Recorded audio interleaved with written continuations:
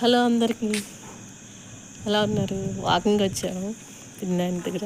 ఇంకా తను వాకింగ్ చేస్తుంది. సరే, బాగుంది.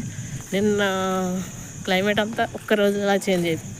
చిన్న జల్లులు పడుతున్నాయి, చలి బాగా పెరిగిపోయింది. మనకు ఎలా ఉంది అక్కడ? నిన్న అయితే మేము వచ్చేసరికి ఉంది వాతావరణం.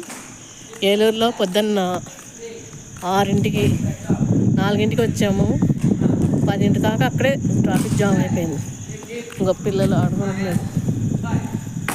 సరే అండి, అలా వచ్చి ఏలూరులో ఆగాక తర్వాత కాసేపు వదిలేక విజయవాడ దాటగా అనే దుర్గమ్మ గుడి కాడికి వచ్చేటప్పటికి ప్రకాశం బ్యారేజ్ పొంగిపోతుంది.